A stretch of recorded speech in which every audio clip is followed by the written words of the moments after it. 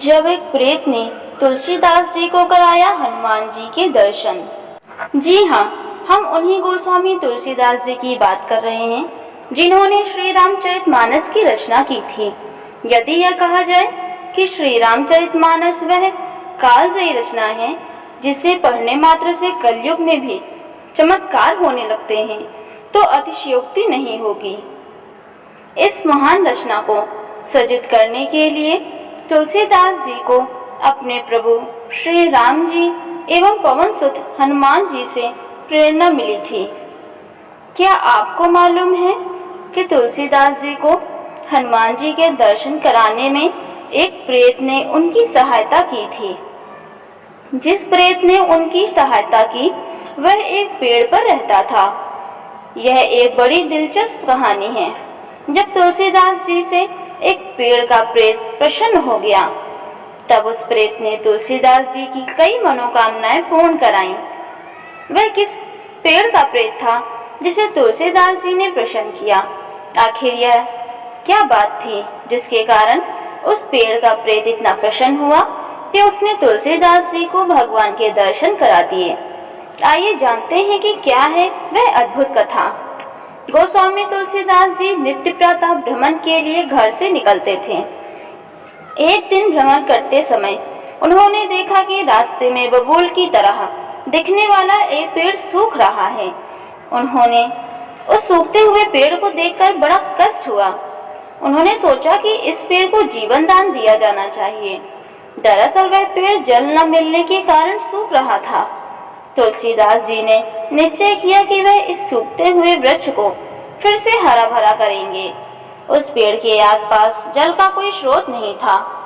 तब उन्होंने निश्चय किया कि वह अपने घर से जल लाकर उस सूखते हुए पेड़ को सींचेंगे। अब तुलसीदास जी जब भी नित्य भ्रमण के लिए निकलते तो वह अपने साथ एक जल का कमंडल भी रखते थे। यह जल उनके भ्रमण मार्ग से उस वृक्ष के लिए था जो सूख रहा था। वह नित्य उस सूखते हुए वृक्ष को जल देने लगे। उन्होंने उस पेड़ के आसपास की गंदगी को झाड़ झांकड़ भी हटा दी। कुछ ही दिनों में गोस्वामी तुलसीदास जी की मेहनत रंग लाई और वह सूखा हुआ पेड़ फिर से हरा भरा होने लगा। उस पेड़ के हरा भरा होने पर पता चला कि वह पेड़ कीकर का था। उस पेड़ पर एक प्रेत रहता था। गोस्वामी जी के अच्छे आचरण के कारण वह प्रेत उन पर प्रसन्न हो गया था।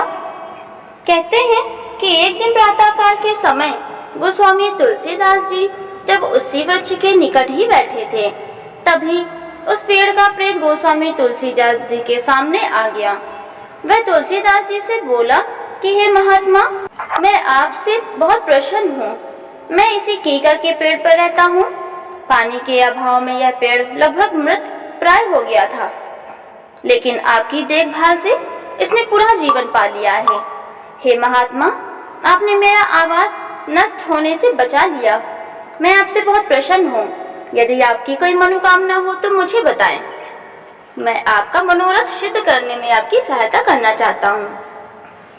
तुलसीदास जी ने उस प्रेत से कहा कि तुम मेरी सहायता किस प्रकार कर सकते हो? तुम तो खुद ही प्रेत योनि में भटक रहे हो। तब उस प्रेत ने बताया कि मैं मनुष्य योनि में एक सिद्ध साधु था। हो सकता है कि मेरी पूजा पाठ का लाभ आपको मिल जाए। प्रेत की बात सुनकर तुलसीदास जी को यह विश्वास हो गया कि यह प्रेत कोई भली आत्मा है। हो सकता है वह मुझे मेरे प्रभु का दर्शन कोई मार्ग दिखा दे। इसलिए तुलसीदास जी ने अपने मन की बात उस प्रेत को बता दी। स्वामी तुलसीदास जी ने उस प्रेत को बताया कि वह श्री राम और हनुमान जी की परम भक्त हैं। उन्होंने उस प्रेत से भगवान श्री राम और हनुमान जी के दर्शन कराने की बात कही।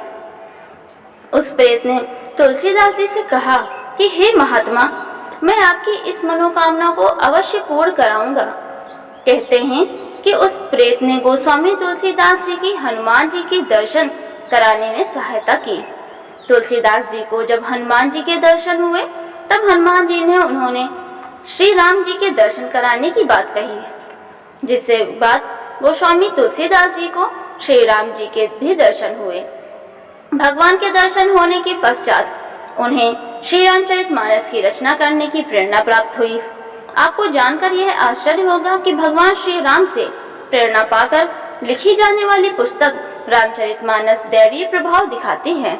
किसी संकट के समय इसका पाठ करने से भगवान राम उसकी मुक्ति दिलाते हैं। ब्रिटिश काल में भारत से मॉरिशस भेजे जाने वाले मजदूर अपने साथ जिस पुस्तक को ले गए थे वह रामचरितमानस ही थी। उस अपरिचित देश में रामचरितमानस ही उन मजदूरों की सच्ची मित्र थी।